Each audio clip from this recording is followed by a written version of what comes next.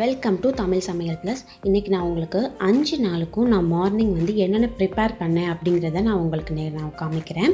First பார்த்திங்கனாக்கா Monday morning வந்து நான் என்ன செஞ்சேன் அப்படின்னு பார்த்திங்கன்னா, தோசை போட்டேங்க. தோசைக்கு வந்து தேங்காய் சட்னி செஞ்சுருந்தேன். அடுத்து லஞ்சுக்கு பார்த்திங்கனாக்கா புடலங்காய் பொரியல், சாதம், நல்ல சூப்பராக ஒரு டேஸ்டியான வத்த குழம்பு பண்ணியிருந்தேன். பூண்டு வெங்காயமும் போட்டு சூப்பராக வந்து புளிக்குழம்பு செஞ்சுருந்தேன். ரொம்ப டேஸ்டியாக இருக்கும் இந்த குழம்பு செஞ்சு நம்ம சாப்பிடும்போது. ஸோ இது பண்ணியிருந்தேன். அடுத்து பார்த்திங்கனாக்கா இந்த குழம்பு வந்து ரொம்ப டேஸ்டியாக இருக்கும். இதுக்கு வந்து நல்லா அந்த புடலங்காய் பொரியலோடு சாப்பிடும்போது நல்லா சூப்பராக இருக்கும்.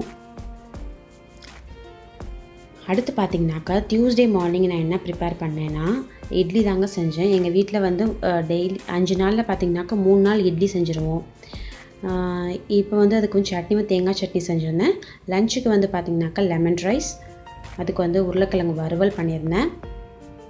அடுத்து வந்து கொஞ்சமாக என் பாப்பாக்காக தயிர் சாதமும் சேர்த்து செஞ்சுருந்தேன்.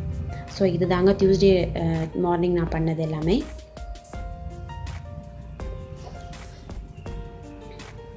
அடுத்து வெனஸ்டே நான் என்ன ப்ரிப்பேர் பண்ணேன் அப்படின்னு பார்த்திங்கனாக்கா இட்லி. இதிலே வந்து தேங்காய் சட்னிலே பார்த்திங்கனாக்கா இது வந்து முந்திரிலாம் சேர்த்து செய்கிறது. பொட்டுக்கடலைக்கு பதிலாக முந்திரி சேர்த்துக்குவோம், அந்த மாதிரி செஞ்சது.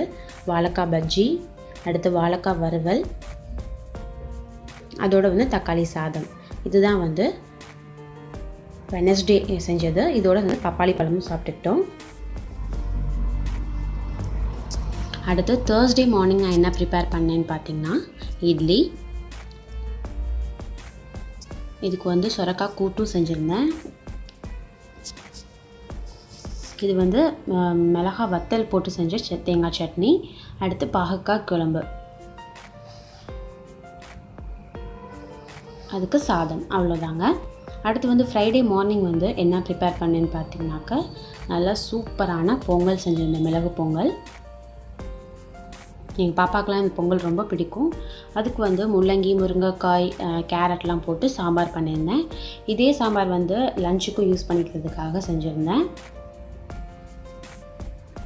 இதுக்கு வந்து பீட்ரூட் வந்து கூட்டாக பண்ணியிருந்தேன், கடலைப்பருப்புலாம் போட்டு. ஸோ இது தாங்க வந்து ஃப்ரைடே அன்றைக்கி நான் செஞ்சுருந்தது.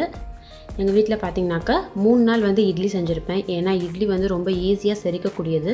ஸோ அது வந்து மார்னிங் டிஃபனாக எடுத்துக்கும் போது ரொம்ப நல்லாயிருக்கும். அதுக்காக தான். இந்த வீடியோ பிடிச்சிருக்கு அப்படின்னாக்கா லைக் கொடுங்க. மறக்காமல் சேனலை சப்ஸ்கிரைப் பண்ணி வச்சுக்கோங்க. நன்றி, வணக்கம்.